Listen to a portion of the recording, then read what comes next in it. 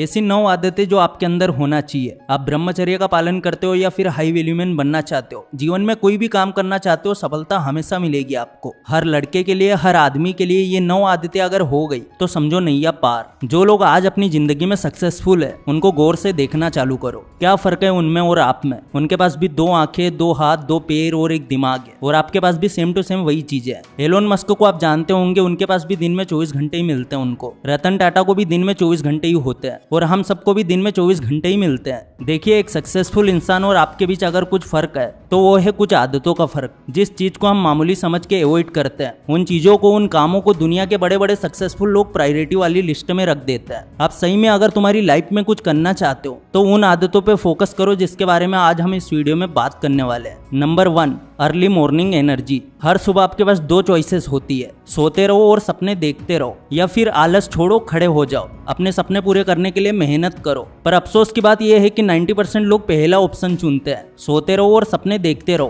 क्योंकि वो आसान है। दूसरा ऑप्शन भले ही प्रैक्टिकली अप्लाई करने में आपको मुश्किल लगेगा, पर भाई मेरे यकीन करो, सिर्फ अपनी अर्ली मॉर्निंग की नींद कुर्बान करके तुम अपनी जिंदगी में काफी कुछ हासिल कर सकते हो। तुम्हें सिर्फ अपनी थोड़ी सी नींद की कुर्बानी देनी होती है, और ये मत देखो कि तुम अपनी जिंदगी में कौन सी चीज कुर्बान कर रहे हो, बल्कि ये देखो कि उसके बदले जिंदगी तुम्हें क्या दे सकती है। चाणक्य और चंद्रगुप्त के बारे में हर कोई जानता है। एक बार की बात है, चाणक्य से किसी ने पूछा था कि आचार्य, आप चंद्रगुप्त को उसकी माँ से दूर क्यों कर रहे हैं? ये तो गलत बात है। तब चाणक्य ने कहा था कि ये मत देखो कि मैं चंद्रगुप्त से क्या छीन रहा हूँ, ये देखो कि इसके बदले में उसे क्या देने वाला हूँ। इसी तरह आप भी ये मत सोचो कि आप अपनी सुबह की सुनहरी नींद कुर्बान क्यों कर रहे हो, बल्कि ये देखिए कि इसके बदले आने वाले वक्त में आपको क्या क्या मिलने वाला है। नंबर 2, लोगों को अपनी वैल्यू करवाना सीखो। इस दुनिया में जो चीज आसानी से अवेलेबल होती है उसकी कदर कोई नहीं करता। यूनेस्को का नाम तो आपने कई बार सुना होगा। यूनेस्को किसी जगह को अपनी वर्ल्ड हेरिटेज वाली लिस्ट में तब शामिल करता है जब दुनिया में वो इकलौती चीज हो। जब हम दूसरों के लिए 24 घंटे अवेलेबल होते हैं तो लोग हमें सीरियस नहीं लेते। बट वही अगर आप एक लंबे वक्त के लिए किसी की लाइफ से दूर चले जाए तो सामने वाला अपने आप ही आपकी वैल्यू करने लगता है। Your absence is more valuable then your presence. तो आप अपनी अवेलेबिलिटी को लिमिटेड कर दो। हर किसी के लिए हर वक्त अवेलेबल मत रहो। लोगों से अपनी कदर करवाना एक स्किल है, और इस स्किल को मास्टर करने के लिए आपको समझना पड़ेगा कि आपको अपना टाइम किसे देना है और किसे नहीं। नंबर 3, फैसले लेना सीखो। careerbuilder.com नाम की वेबसाइट ने जॉब सीकर्स पे एक सर्वे किया था। उस सर्वे में हजारों लोगों ने पार्टिसिपेट किया, लेकिन ताज्जुब की बात यह थी कि सिर्फ 33% लोग टॉप मैनेजमेंट लेवल की जॉब करना चाहते थे। बट ऐसा क्यों? सिंपल सी बात है दोस्तों, दुनिया में ज्यादातर लोग डिसीजन लेने से डरते हैं। या तो उन्हें अपने डिसीजन पे भरोसा नहीं होता, या फिर उन्हें यह डर होता है कि अगर उनका डिसीजन गलत साबित हुआ तो लोग क्या कहेंगे। और आप तो जानते हो लोगों का क्या है, लोग तो कहते ही रहते हैं। और ये बात हमारी सोसाइटी में भी लागू होती है। लोग बिजनेस करने के बदले जॉब ज्यादा प्रीफर करते हैं, क्योंकि बिजनेस करने के लिए एक स्ट्रॉन्ग डिसीजन लेना पड़ता है, और लोग डिसीजन लेने से डरते हैं, फिर चाहे वो डिसीजन उनके अपने बारे में क्यों ना हो। बट अगर आपको एक हाई वैल्यू मैन बनना है तो आपको डिसीजन लेना सीखना होगा। एक अल्फा मेल कभी भी डिसीजन लेने से घबराता नहीं है, वो बस डिसीजन लेके एक्शन मोड में आ जाता है। इस दुनिया में कोई भी ऐसा इंसान नहीं होता जिसका डिसीजन हर बार सही हो। अल्फा मेल्स भी कई बार गलतियां करते हैं, बट वो बाकी लोगों की तरह गलती से डर के पीछे नहीं हट जाते। वो अपनी गलती से सीखते हैं और आगे बढ़ते हैं। तो आपको भी अपनी गलतियों से सीख के आगे बढ़ना है।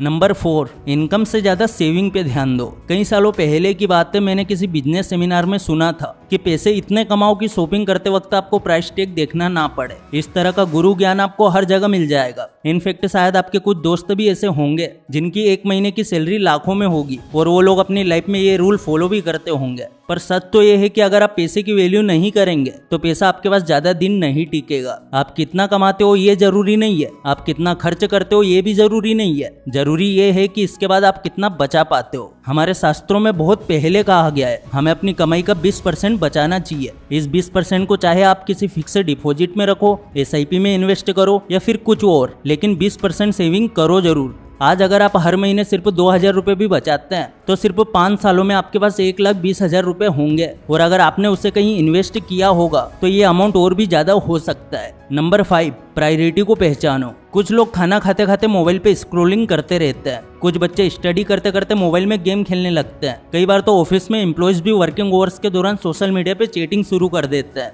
या फिर इंस्टाग्राम पे रील्स बनाने लगते हैं। अगर शॉर्ट में कहूँ तो ये लोग अपने किसी भी काम को अपना 100% नहीं दे रहे। एक कमजोर आदमी कभी भी अपनी लाइफ की प्रायोरिटी पे ध्यान नहीं देता। हम में से ज्यादातर लोग उन चीजों को ज्यादा इंपॉर्टेंस देते हैं जो शायद सेकेंडरी प्रायोरिटी में भी नहीं आती, and because of this reason हम बाकी लोगों से पीछे रह जाते हैं। अपनी लाइफ में प्रायोरिटीज सेट करो, सोचो और डिसाइड करो कि कौन सी चीज आपकी लिस्ट में टॉप पे होनी चाहिए और किस पे आप अपना टाइम ज्यादा वेस्ट कर रहे हैं। अगर आप अपनी लाइफ में सही चीजों को वैल्यू देना नहीं सीखेंगे तो आपकी लाइफ एक ऐसी फिल्म बन जाएगी जिसमें स्टोरी तो है पर उसका कोई मतलब नहीं बनता। That's why set your priorities. Number 6, change yourself just 2% daily. एक पुरानी कहावत है, Rome was not built in a day. छोटे मोटे घर बनाने में वक्त नहीं लगता, लेकिन अगर आपको एक बड़ी इमारत बनानी है जिसे लोग सालों तक याद रखे तो आपको अपना वक्त देना पड़ेगा। आप अपने अंदर एक बड़ा बदलाव शायद ना ला सके, लेकिन छोटे छोटे कॉन्स्टेंट चेंजेस एक दिन बहुत बड़ा रिजल्ट देते हैं। इसीलिए रोज अपने ऊपर काम करो। हर रोज अपने आप को सिर्फ 2% चेंज करने की कोशिश करो। अगर आपको अंग्रेजी नहीं आती तो रोज थोड़ी थोड़ी सीखो।